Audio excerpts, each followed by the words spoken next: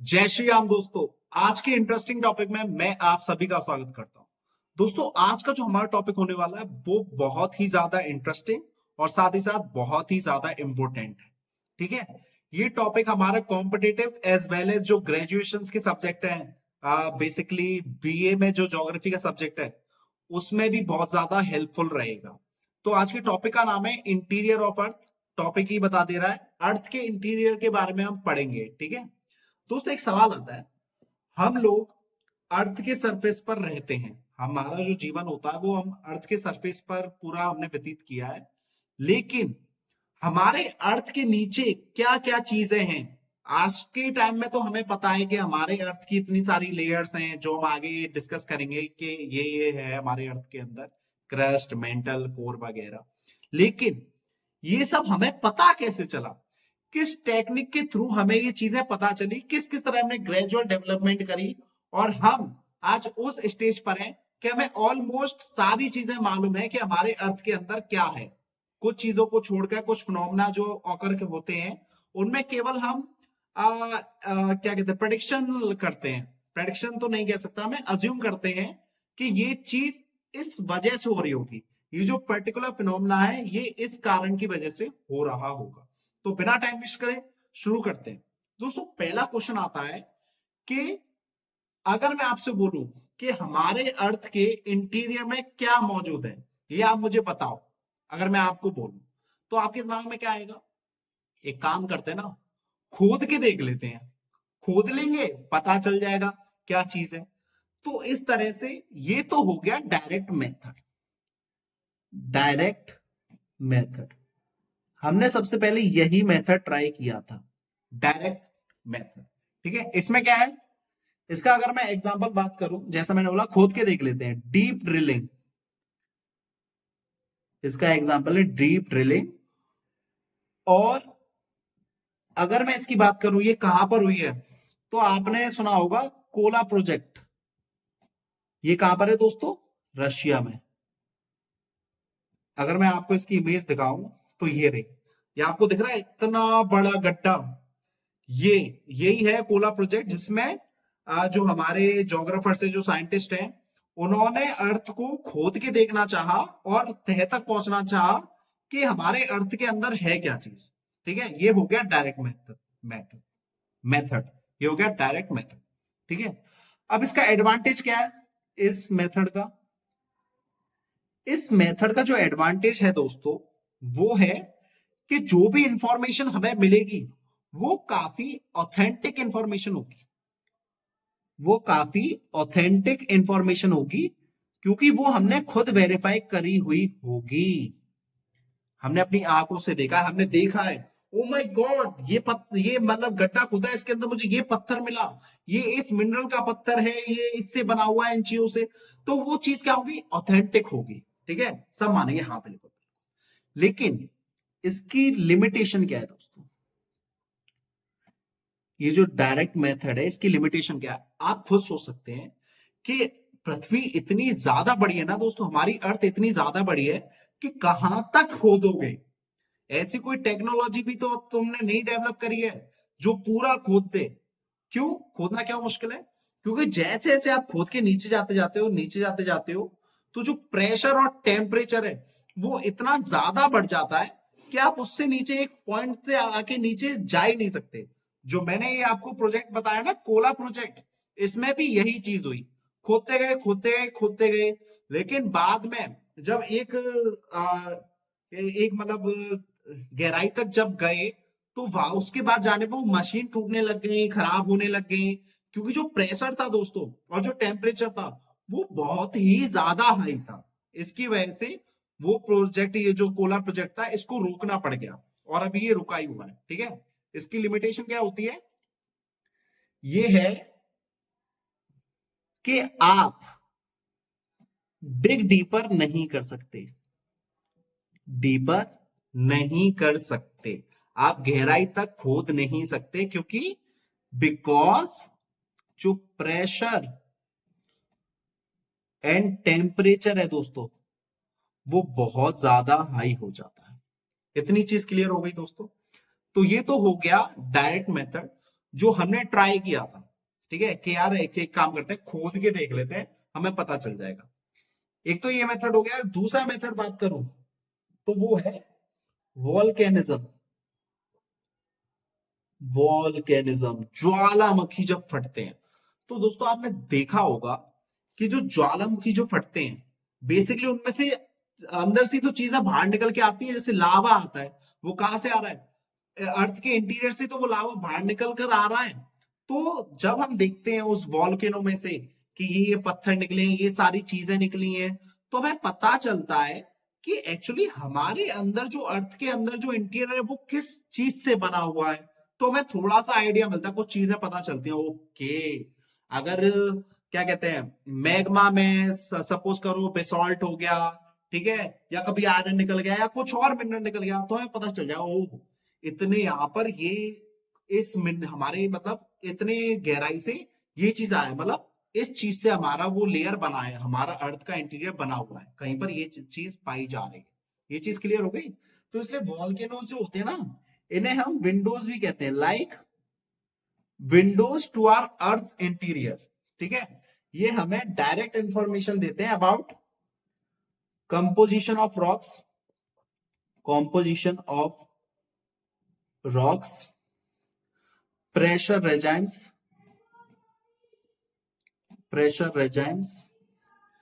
and prevalent temperature, क्या temperature है उस जगह पर। ठीक है, ये चीज ये सारी चीजें हमें पता चलती हैं। लेकिन इसकी भी लिमिटेशन क्या है? इसकी लिमिटेशन, और I can say negative aspect, negative point, वो क्या होगा दोस्तों? इसका इसका नेगेटिव पॉइंट ये है दोस्तों कि जो भी बात ये, जैसे मैग्मा निकल कर आया, तो हमें ये नहीं पता चल पाता कि ये जो मैग्मा निकल कर आया है, ये बेसिकली कितनी गहराई से आया है। अंदर से तो निकल कर आया है, पर ये कुछ ऊपर से आया है या बहुत डीप से आया है या मिडल से आया है, मतलब कहां से आया भाई, कहां से आया है तू, कौन है तू, कहां से आया है? तो ये चीज हमें पता नहीं चल पाती। इसकी वजह से हम ये पता नहीं कर सकते कि बेसिकली एक्चुअली कौन सी लेयर्स इस पर्टिकुलर रॉक से बनी हुई है, कौन सी नहीं बनी हुई है। ये वाली रॉक बाहर तो निकल के आई है, पर ये बहुत अंदर से बाहर निकल के आई है, या पहले ये ऊपर ही थी, लगभग सतह के ऊपर ही थी। तो ये चीज हमें पता नहीं चल पाती है, तो ये इसका नेगेटिव है।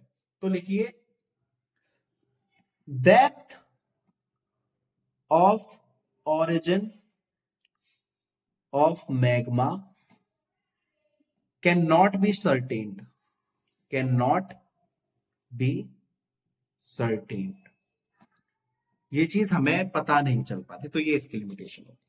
ठीक है, ये तो हो गए दोस्तों हमारे डायरेक्ट मेथड और डायरेक्ट सोर्सेज, जिसके थ्रू हमें ये पता चलता है कि हमारे अर्थ के इंटीरियर में क्या क्या चीज है। लेकिन ज्यादा नॉलेज नहीं मिली है हमें, बहुत सारी नॉलेज नहीं मिली है।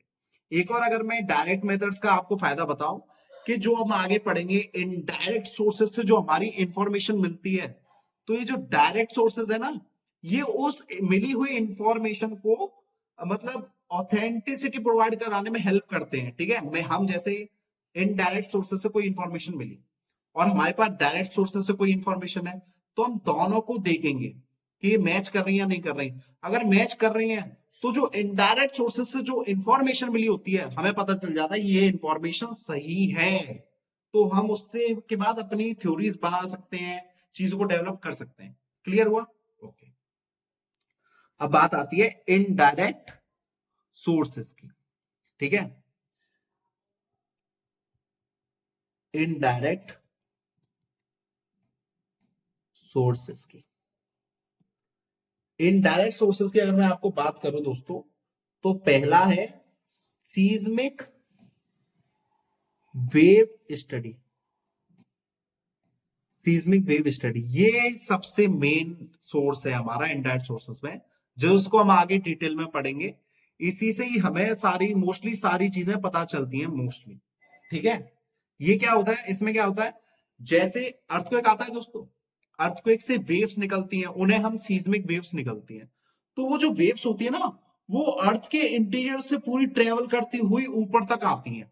ठीक है, अगर हम उन वेव्स की स्टडी कर लें, उन वेव्स की क्या प्रॉपर्टीज हैं, वो जब किसी पर्टिकुलर रॉक से पास होती हैं, पास थ्रू करती हैं, तो वो किस तरह से बिहेव करती हैं।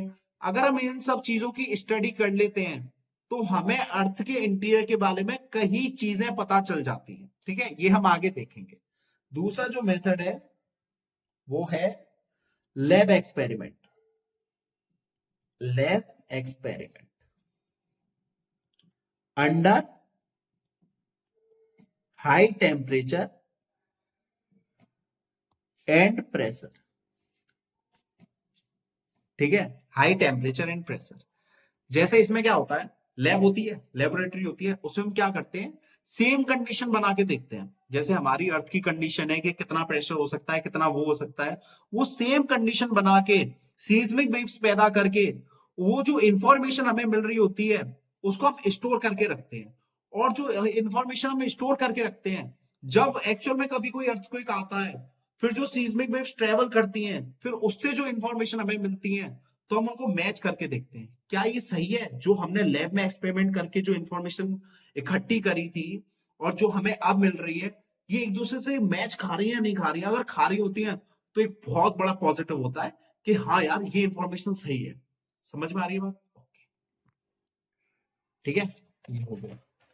Next, meteorites. Meteorites, I hope you all know about meteorites. ठीक है, वो ऑब्जेक्ट जो स्पेस से हमारे अर्थ के एटमॉस्फेयर में आते हैं। ठीक है, अब इनसे क्या पता चलता है सर हमें? इससे दोस्तों हमें ये पता चलता है, सपोज कोई मीटियोराइट आया और हमारे अर्थ पर उसके रेमनेंट्स गिर गए।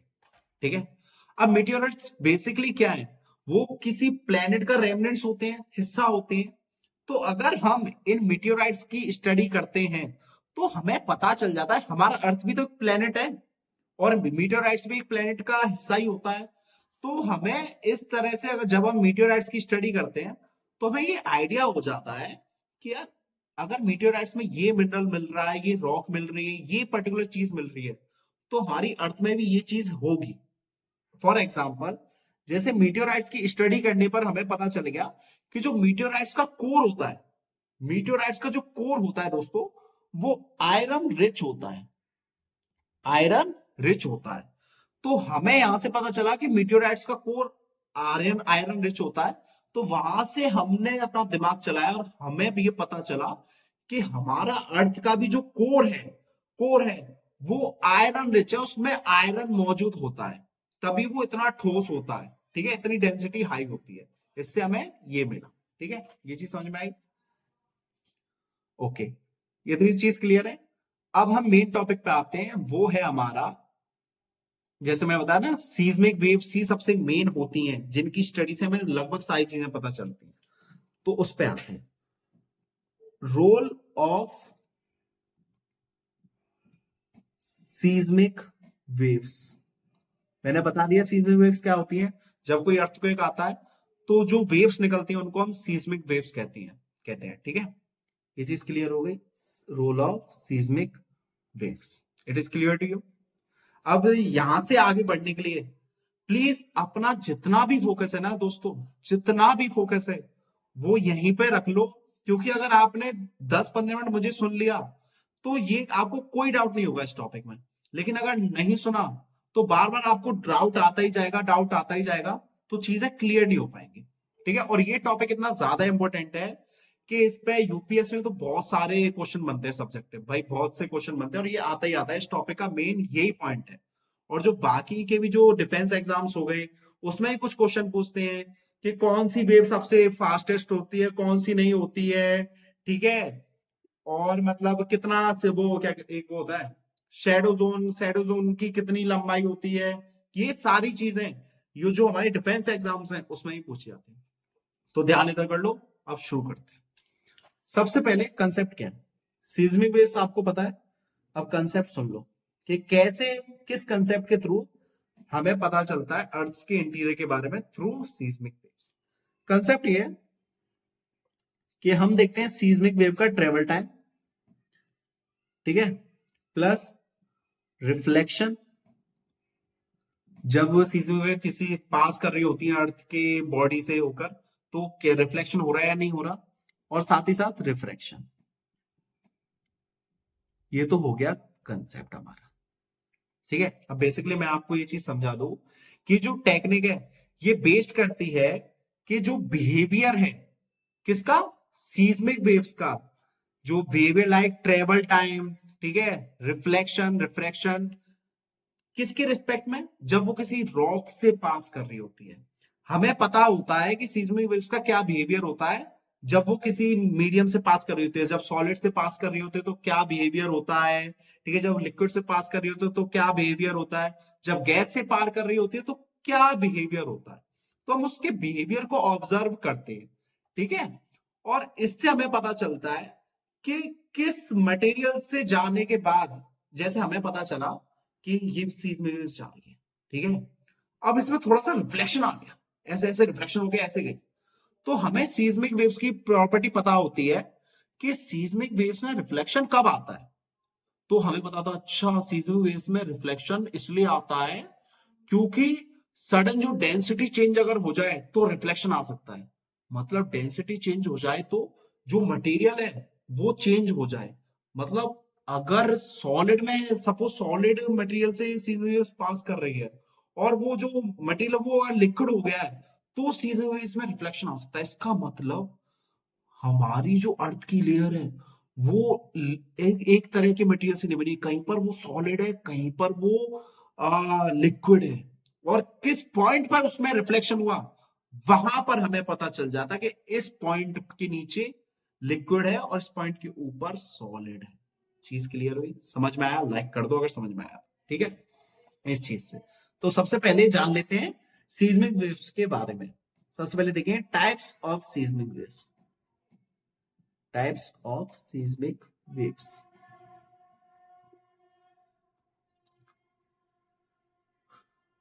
Wait wait wait wait wait, कौन सा कलर चूज करें दोस्तों, बता दो कौन सा कलर चूज करते हैं। ये करते हैं, ठीक है। टाइप्स ऑफ सीस्मिक वेव, पहला टाइप होता है बॉडी वेव्स। बॉडी वेव्स कौन सी, वो सीस्मिक वेव्स जो अर्थ की बॉडी से होकर जा रही होती है, ठीक है, बॉडी में ट्रेवल करती है, ठीक है। बॉडी वेव्स में कौन कौन सी आती है, एक तो होती है पी वेव, ठीक है, और एक होती है एस वेव। ये दो बॉडी वेव है, ठीक है। इसके नीचे मैं यहां पर लिख देता हूं, एक होती है सरफेस वेव्स, सरफेस वेव्स, ठीक है, ये कौन सी वेव्स हैं, जो अर्थ के सरफेस पर मूव कर रही होती है। इसमें कौन कौन सी है, एक तो होती है love waves, naughty love waves, वो वाला प्यार नहीं है, ऐसी तैसी कर देगा, ठीक है। और दूसरा होता है रिले वेव्स, रिले वेव्स। इन दोनों के बारे में अभी हमें नहीं पढ़ रहा है, हम इस बारे में अभी नहीं पढ़ेंगे क्योंकि ये हमें हेल्प नहीं करती है बताने में कि अर्थ के इंटीरियर में क्या है, क्योंकि ये इंटीरियर में ट्रेवल ही नहीं करती है, ये अंदर ट्रेवल ही नहीं करती है, तो सरफेस पे रहती है, बस अंदर जाओगे तभी तो पता चलेगा क्या माजरा है, ठीक है। ओके, तो हम पढ़ेंगे कौन सी वेव्स, बॉडी वेव्स के बारे में डिटेल में, इनकी प्रॉपर्टी क्या है, ठीक है।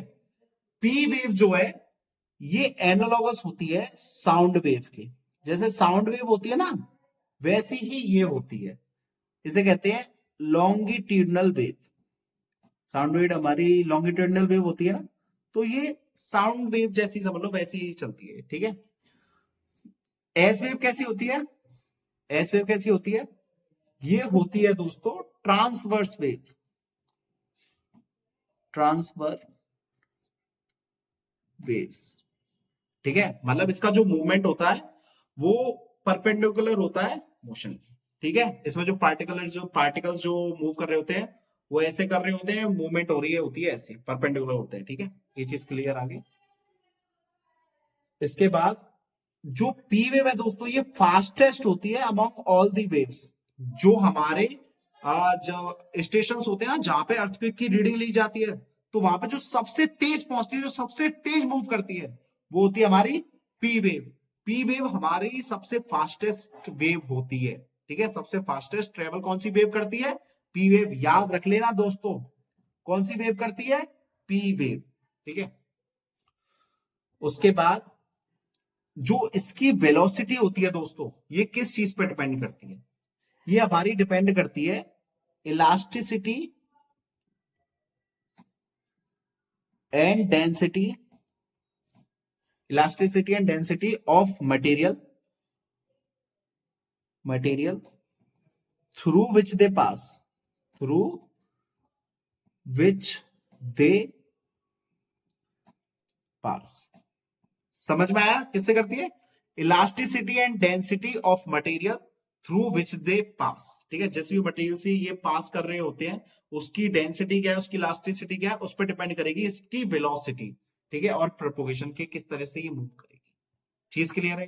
समझ में आ रहा है? ओके। एक इसकी अब जो सबसे इंपॉर्टेंट चीज है, ये याद रखना, ये याद रखना। ठीक है, ये याद रखने की चीज है, दिमाग में बांध लो, याद रखना है ये। ठीक है, हाँ, तो ये जो पॉइंट है ये सबसे याद रखने की चीज है। ठीक है, P waves can pass through all mediums, all mediums. याद रखना दोस्तों, ये सबसे मेन है। पी वेव जो है वो सारी मीडियम से पास हो जाती है। वो सॉलिड से भी हो जाएगी, लिक्विड से भी हो जाएगी, गैस से भी हो जाएगी। ये सबसे मेन पॉइंट है, प्लीज याद रख लेना, क्योंकि ये आगे चल के हमें काम में आएगा। ओके, एस वेव के बारे में थोड़ा जान लेते हैं। जैसे मैंने बताया ट्रांसवर्स वेव है। ठीक है, दूसरी जो इसमें जानने वाली चीज है ये है कि ये सॉलिड से पास हो सकती है बस, गैस और लिक्विड से ये पास नहीं हो सकती। अगर कहीं पे अर्थ के इंटीरियर में लिक्विड या गैस मौजूद है, उस लेयर में मौजूद है, तो ये वहां से पास नहीं हो सकती। ठीक है, ये खत्म हो जाएगी। समझ में आ रही है बात?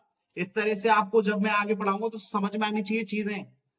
एस वेव क्या बताती है? ये केवल सॉलिड से पास हो सकती है, गैस लिक्विड से पास नहीं हो सकती। ये इसकी प्रॉपर्टी है, ये प्रॉपर्टी हमें मालूम होती है, और इन्हीं प्रॉपर्टी की स्टडी करके हमें पता चलता है कि अर्थ के इंटीरियर में क्या है। ठीक है, ये चीज क्लियर है? ओके, अब समझ में आ गई। अब आते हैं सीधे मुद्दे पर। ठीक है, जहां कहीं भी रिफ्रैक्शन होता है, रुको पेन चेंज कर लो, आपको विजिबल नहीं होगा ये।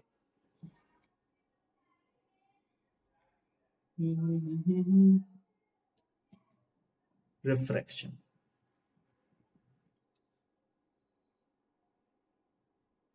जब हमने सीस्मिक वेव्स की स्टडी करी, उनके पाथ को देखा, तो हमें पता चला कि जो सीस्मिक वेव्स हैं दोस्तों, वो वेव लाइक पाथ फॉलो करती हैं। वेव लाइक पाथ फॉलो करती हैं। ठीक है, वेव लाइक पाथ फॉलो करते हैं। कौन सी वेव्स? बॉडी वेव्स, क्योंकि सरफेस वेव्स की हम यहां पे बात ही नहीं कर रहे हैं, बॉडी वेव्स की बात कर रहे हैं। ये वेव लाइक पाथ फॉलो करती है। जैसे अगर ये पृथ्वी है, ठीक है, यहां कहीं पर अगर वो आया है अर्थक्वेक सपोज, तो यहां से हमारी सीधी वेव्स निकलेंगी। तो जो इनकी ये मूवमेंट होगी, ये जिस तरह से मूव करती हैं, वो कुछ ऐसा होगा, वेव लाइक पाथ, ऐसे करके। चीजें क्लियर हुई? दैट मीन्स इससे हमें क्या पता चलता है?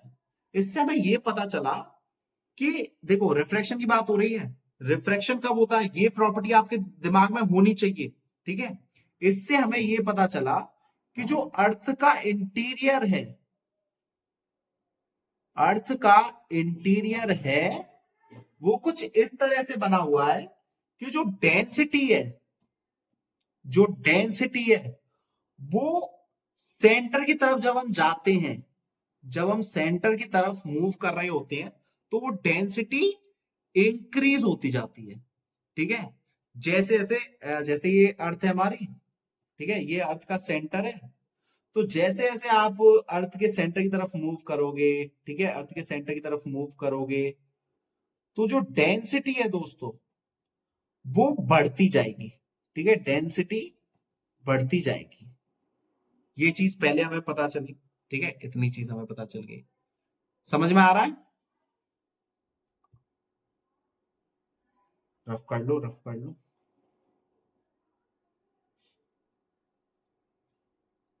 क्या हुआ, नहीं करना?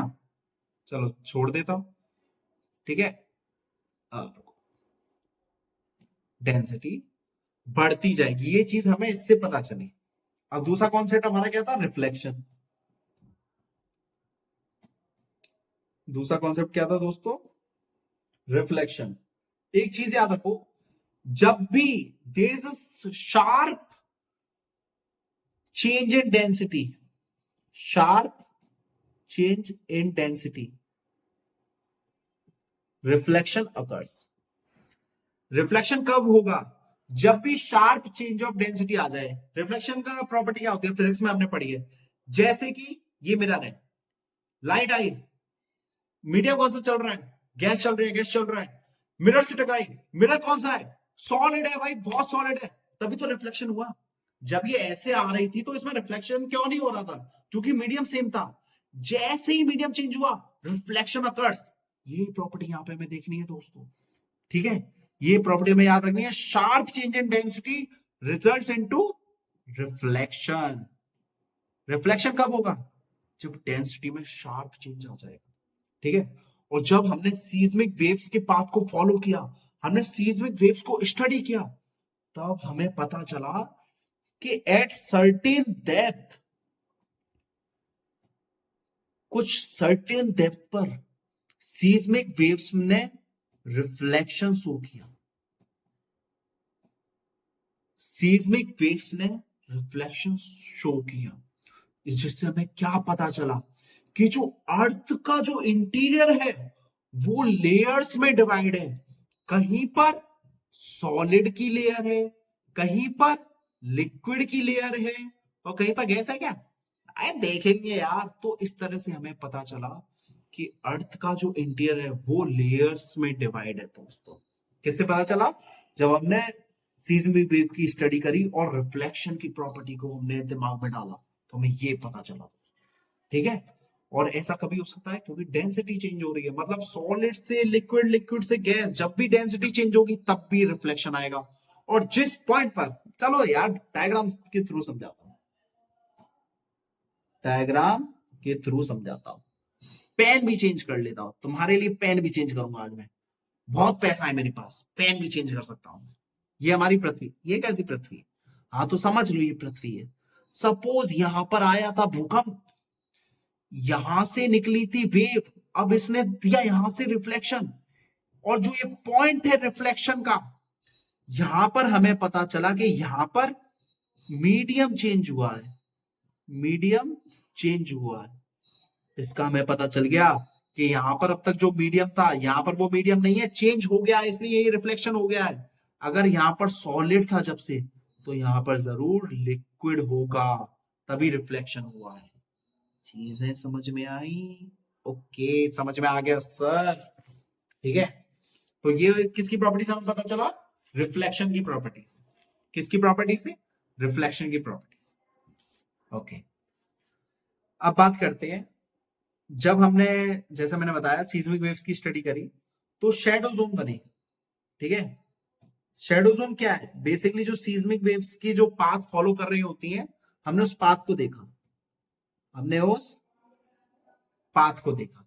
ठीक है, एक होता है पी वेव, पी वेव होती है, उसका हमने पाथ देखा, ये रहा पी वेव का पाथ, ये रहा। कितना शानदार बनाया मैंने, ऐसा वेव, ऐसा पाथ कोई बना के दिखा दे, बनवा लेना किसी से, जाओ ढूंढ लो, कोई नहीं मिलेगा मेरे जैसा। वही ढूंढने में लग जाना यार मिल भी सकते हैं क्या पता। हाँ, तो पी वेव, एस वेव। ठीक है, यहां पे आया था अर्थक्वेक, ये अर्थक्वेक है। ठीक है, ओ माय गॉड कितना खतरनाक अर्थक्वेक है। ये है अर्थ का सेंटर। ठीक है, अब मैं ड्रॉ कर रहा हूं, क्या ड्रॉ कर रहा हूं, पी वेव्स को। यहां से पी वेव निकली ऐसे, ऐसे, ये बाहर सॉरी गलती से चला गया है, इसको माइंड मत करना, अंदर से मतलब रखो। ठीक है, ऐसे, ऐसे, ऐसे। ठीक है, ऐसे, ऐसे, ऐसे, ये सीधा चला गया, ये ऐसे, ऐसे, ऐसे, ये सीधा चला गया, ये सीधा चला गया, ये सीधा चला गया, ये सीधा। ठीक है, ये हमने नोटिस, ये हमने जब देखा, ऑब्जर्व किया, ये उसका है पी वेव का शेडो। ठीक है, इसका ऐसे गया, इसका ऐसे गया, इसका ऐसे गया, ठीक है, इसका ऐसे गया, इसका ऐसे गया, ऐसे गया, ऐसे गया, ऐसे गया, ऐसे गया। तो ये थे, अब तक आपने देखा, ये है हमारे शेडो जोन, ये पी वेव का शेडो जोन, ये एस वेव का शेडो जोन। आगे आते हैं, देखते हैं।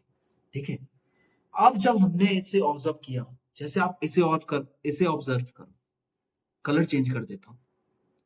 अगर आप इसे ऑब्जर्व करोगे तो आप देख रहे हो, ये जो वेव निकली है, यहाँ पर तो बिल्कुल सीधी सीधी जा रही है, लेकिन यहाँ पर आके ये खत्म हो रही है भाई। ये आगे क्यों नहीं बढ़ रही? ये से तो बढ़ना चाहिए था। ये ऐसा क्यों हो रहा है? मुझे तो समझ में नहीं आ रहा, मुझे तो समझ में नहीं आ रहा। अरे समझ में नहीं आ, समझ में आ रहा है, ऊपर आओ, सब समझ में आएगा। एस वेव की क्या प्रॉपर्टी थी?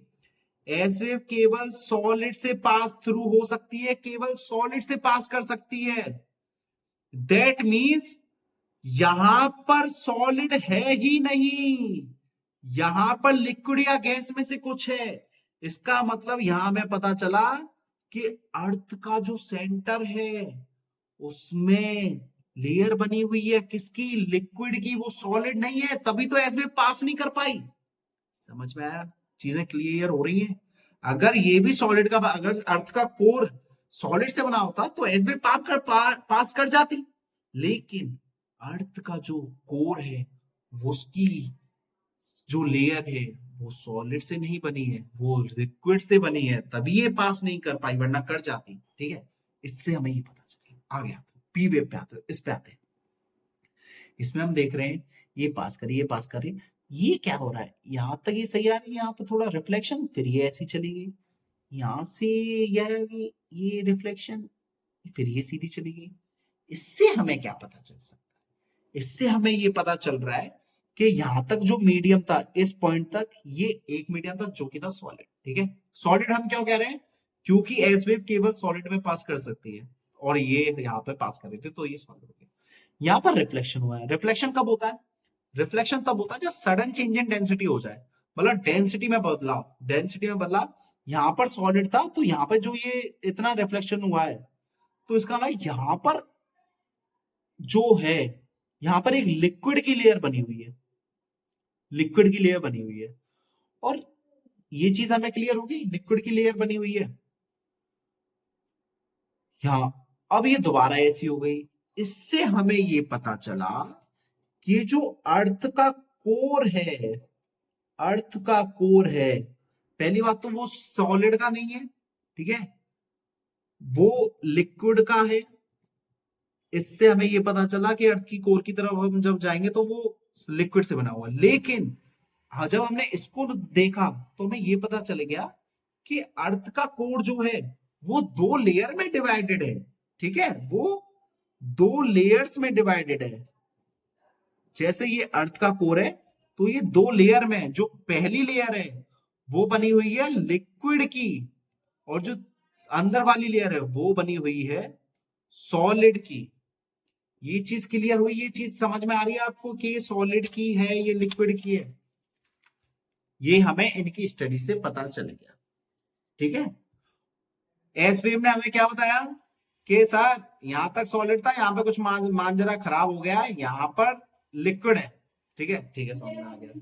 इसका ना जो अर्थ का कोर है वो सॉलिड का नहीं बना हुआ है, ठीक है, उसमें लिक्विड बना हुआ है। लेकिन जब हमने पी वेव को देखा तो हमें पता चला कि चलो ठीक है, ये चीज तो मैं मान लेता हूँ, यहाँ पर लिक्विड है इस लेयर में। ठीक है, ये चीज तो हमें पता चल गया कि अर्थ का कोर है, यहाँ पर लिक्विड है, लेकिन इस एरिया में सॉलिड है, इस एरिया में सॉलिड है, क्योंकि उसकी रिफ्लेक्शन हमने देखा कि यार यहां से तो सही जा रहा है। दैट मीन्स अर्थ का जो कोर है वो भी दो लेयर्स में डिवाइडेड है, जो बाहर वाली लेयर है वो लिक्विड की, अंदर वाली सॉलिड की। सॉलिड की क्यों है वो हमें अभी पता चलेगा, सारी चीजें जुड़ेंगी यहां पर। सॉलिड की क्यों हो सकती है? जैसे मैंने, याद आओ पीछे जाओ, मीटियोराइट की स्टडी की थी हमने, मीटियोराइट्स के बारे में हमने पढ़ा था कि जो मीटियोराइट्स का जो कोर था वो किसका रिश्ता? आयरन रिच का था। इसका मतलब हमारे अर्थ का कोर भी आयरन से ही बना हुआ है, तभी उसकी इतनी ज्यादा डेंसिटी है। ठीक है, ये चीज अभी छोड़ो, अभी इसको मत सोचो, अभी इसको मत सोचो, अभी इसको मत सोचो, अभी भूल जाओ, भूल जाओ, भूल जाओ, भूल जाओ, भूल जाओ। अभी नहीं, वरना कंफ्यूजन हो जाएगा। यहां तक आपको चीजें क्लियर हो गई, यहां पर आपको चीजें समझ में आ गई। ओके, ठीक है, ये हो गया हमारा अर्थ का इंटीरियर, यहां तक हमें समझ में आ गया। अब कुछ सवाल उठते हैं। सवाल क्या क्या है? पहला तो सवाल ये है कि सर, ठीक है, हमें समझ में आ गया, अब हमें समझ में आ गया कि जो हमारा अर्थ का जो स्ट्रक्चर है वो कुछ इस तरह से है। बना के दिखाओ। हाँ, अर्थ का जो स्ट्रक्चर है वो कुछ इस तरह। ज्यादा ही गंदा बना दिया, रुको। अरे टूल है मेरे पास, बहुत पैसा है, मैंने बताया ना, बहुत पैसा है मेरे पास। हाँ, अब बनाना देखा, पैसे का इस्तेमाल करता हूं मैं, अंधे अंधा हो गया हूं पैसों में। ये हमारा अर्थ है, ये तो हो गई क्रस्ट, ठीक है, ये हो गया कोर। लेकिन हमें क्या पता चला कि कोर भी दो लेयर्स में डिवाइडेड। ये वाला कौन सा है? सॉलिड का, ठीक है। ये वाला किसका है? लिक्विड का। और ये किसका है? सॉलिड का। यहां तक हमें ये चीज पता चल गई है, ठीक है। इतनी चीजें क्लियर हो गई आपको, ठीक है। तो हमारी अर्थ का जो स्ट्रक्चर कैसा निकल गया है? सबसे पहले क्रस्ट, फिर सॉलिड, लिक्विड, ये तो हमने बात कर ली मटेरियल्स में, ठीक है। लेकिन इसका नाम क्या है? बाहर वाली क्रस्ट को अर्थ कहते हैं। ये जो सॉलिड है, ये बीच वाला हिस्सा, ये वाला ये हो गया हमारा मेंटल। और ये वाला जो हिस्सा हो गया, ये वाला ये हो गया कोर, जो कि दो पार्ट्स में डिवाइडेड है। एक तो लिक्विड से बना हुआ है, ये वाला, और एक सॉलिड से बना हुआ है। कौन सा वाला? ये वाला। ये चीज क्लियर हो गई? ओके सर, यहां तक क्लियर हो गया है। अब दोस्तों, यहां पर हमें कुछ सवाल आते हैं, जैसे अर्थ का जो कोर है, अर्थ का जो कोर है उसमें डेंसिटी इतनी ज्यादा हाई क्यों है? अर्थ के कोर में डेंसिटी इतनी ज्यादा हाई क्यों है? ये एक सवाल उठता है। बताओ क्या हो सकता है? एक इसका मतलब रीजन दिया गया था कि यार कोर है, जैसे ये अर्थ इतना बड़ा है, उसके बीच में कोर है, तो उसके ऊपर इतना सारा लोड है, इतनी सारी रॉक्स हैं, तो उनका लोड भी तो होगा। तो लोड होगा तो डेंसिटी बढ़ेगी नहीं कोर की? बिल्कुल सही बात है। सुपर इनकम्बेंट लोड कहते हैं इसे। बहुत ज्यादा है और प्रेशर बहुत ज्यादा है, प्रेशर भी बहुत ज्यादा है, इसलिए जो कोर की डेंसिटी है, कोर की डेंसिटी है वो बहुत ज्यादा हाई है। लेकिन मैंने क्या कहा था, लैब एक्सपेरिमेंट हमने किया है। लैब एक्सपेरिमेंट में हमें यह पता चला कि एक पॉइंट के बाद, एक क्रिटिकल पॉइंट के बाद, आप लोड को कितना भी बढ़ा लो, आप प्रेशर को कितना भी बढ़ा लो, डेंसिटी पे फर्क नहीं पड़ता है। चाहे तुम सपोज ये एक कोई एक चीज है, उसके ऊपर मैंने 10 किलो का वजन रखा, उसकी डेंसिटी बढ़ गई क्योंकि वो सिकुड़ गया होगा, पार्टिकल्स और क्लोज आ गए होंगे। मैंने और 10 किलो का रखा, 100 किलो का रखा, तो उसकी और सिकड़ गई होगी। लेकिन एक टाइम के बाद जब हमने और वजन रखते गए, वजन रखते गए, उसकी डेंसिटी पर कोई फर्क नहीं पड़ा। तो हमें ये पता चल गया कि एक क्रिटिकल पॉइंट के बाद आकर डेंसिटी पे कोई फर्क नहीं पड़ेगा, चाहे हम कितना भी लोड रखते हैं। सेम केस जब हमने अर्थ के केस में लगाया, सेम लॉजिक जब हमने लगाया, तो हमने सोचा यार, जब हमने लैब एक्सपेरिमेंट किया था तो हमें ये चीज तो पता चल गई कि ये रीजन तो नहीं हो सकता कि अर्थ के ऊपर इतनी सारी रॉक्स है, उसकी वजह से कोर की डेंसिटी इतनी ज्यादा हाई है। फिर क्या रीजन हो सकता है? तब हमारे दिमाग में आया, जो हमने मीटियोराइट्स की स्टडी करी थी, वहां पर हमें क्या पता चला था कि जो मीटियोराइट का कोर था वो आयरन रिच था, और आयरन की डेंसिटी बहुत ज्यादा हाई होती है। इससे हमें यह पता चला कि जो हमारा कोर है वो आयरन रिच है, वो आयरन से बना हुआ है, इसलिए डेंसिटी इतनी ज्यादा हाई है, और वो सॉलिड। अब यहां पे दो चीजें हैं कि कोर, चलो मान लिया सर कोर है ये हमारा, ये सॉलिड है, ठीक है, आयरन रिच है, ठीक है, आयरन रिच है। पर हमारा ये जो आउटर कोर है सर, ये लिक्विड क्यों है? इसके पीछे क्या रीजन है? इसके पीछे रीजन ये है, जैसे यहाँ जो हमारा कोर है ना, बिल्कुल अंदर वाला इनर कोर, इसमें जो हमारा आयरन है वो प्योर है, प्योर आयरन है, इसलिए उसकी डेंसिटी बहुत ज्यादा आई है। जबकि जो आयरन यहां पर मौजूद है, इस एरिया में मौजूद है, उस आयरन में कुछ इंप्योरिटीज मिली हुई है, उस आयरन में कुछ इंप्योरिटीज मिली हुई है, इंप्योरिटीज मिली हुई है निकल की, ठीक है, इस तरह के कई और एलिमेंट है, उनकी इंप्योरिटीज मिली हुई है जो उसके डेंसिटी को कम कर देते हैं। इसकी वजह से यहां पर ये लिक्विड में पाया जाता है और बीच में सॉलिड में पाया जाता है, ठीक है।